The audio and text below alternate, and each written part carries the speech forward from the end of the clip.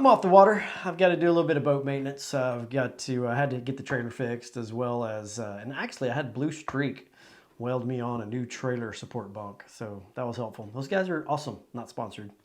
Paid them outright, but they do good work and it's fair.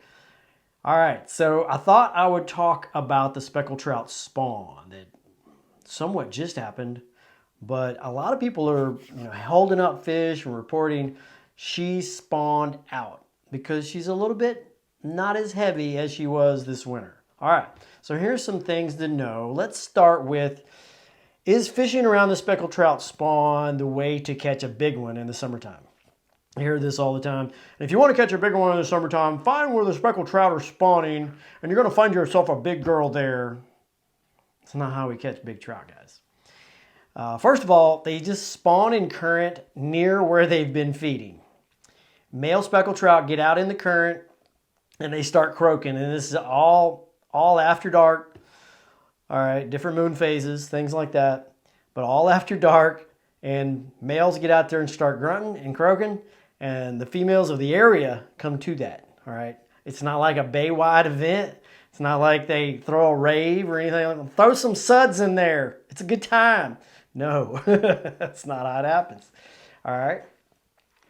And in a couple hours, it's all over. By dawn time, those fish are back to their potholes and sand edges and grass flat edges and oyster reef edges and all that other stuff where they want to feed. All right, and that's happening in numerous different locations within a bay system, all right? Second thing is they don't dump all their eggs at once like bass, okay? They're also not bed spawners like bass. They spawn in current, sometimes off of points. Why? Because points create current, okay? All right, so they don't dump all their eggs at once. So when these people are holding up these trout and they're looking a little skinnier and not as heavy as they were in February and March, they're going, she spawned out. She's looking pretty thin, all right? As we increase towards summertime, their metabolism is heating up and they're starting to burn a lot more calories. They are burning more calories spawning, okay? And plus the temperature increases their metabolism. They just burn more calories. A lot of the fish are going to get a lot skinnier, okay? They're going to lose a little bit of eggs each spawn. How much? I'll have to review my literature on that. Guys, there's tons of scientific literature. It's not really all that hard to look and know and understand all the scientific literature that's out there about trout that's already out there. It's crazy how much is already out there. We really don't have to even make anything up anymore like some people do. I mean, some people just literally make stuff up, okay? That's called a hypothesis. Now, what we want to do is we want to test hypothesis. Until you've tested a hypothesis, all you have is, hey, you know what I think? And then 10 people repeat it, and it becomes social agreement by how many people repeat that stuff. And it's just not even accurate. It's just like this spawn stuff. Okay, so they don't dump all their eggs. The reason they're looking so skinny is because their metabolism is going up.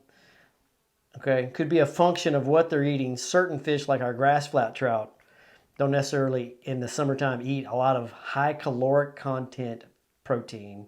Okay, they're eating grass shrimp, small fish fry with less oily content, less oil content.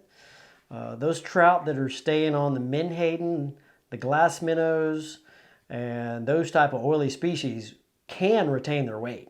Okay, those are the trout we tend to catch deeper in the summertime. So that's the big ones you're wanting to catch, but they're mostly 18 to 27, something like that.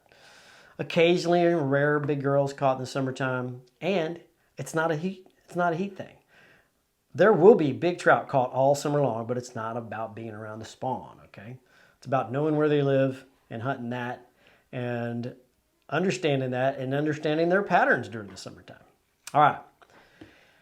One more thing about the spawn, we'll wrap this up.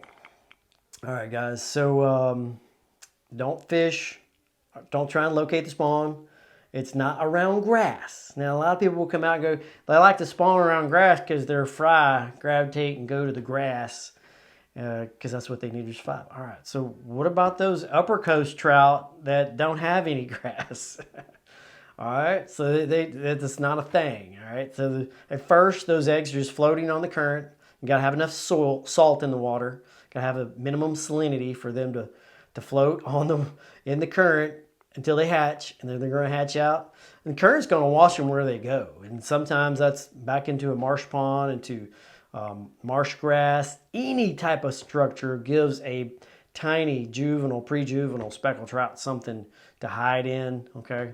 Doesn't have to be seagrass. One of the things we're finding is we're losing a lot of our seagrass in our bays up and down the coast. It's actually a worldwide problem. It's not just Texas or Florida, but it's a worldwide problem. So there's some ideas on the true spawn. One, they're continual spawners all throughout the summer from late March all the way through September.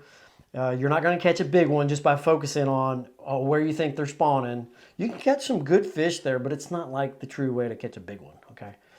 You can catch a big one anywhere in the summertime. All right, they're not going to gravitate to seagrass because they're little babies, their little fry are going to want to look for seagrass. It can happen anywhere out on Main Bay Point, Main Bay constricted area, good current flow and things like that. All right, so hope that helps. Hope that helps you understand the spawn a little bit. Guys, we've had a fishing club and mentorship program for, gosh, quite a few years now, 8 years. We've got like 6 years of fishing videos in that thing.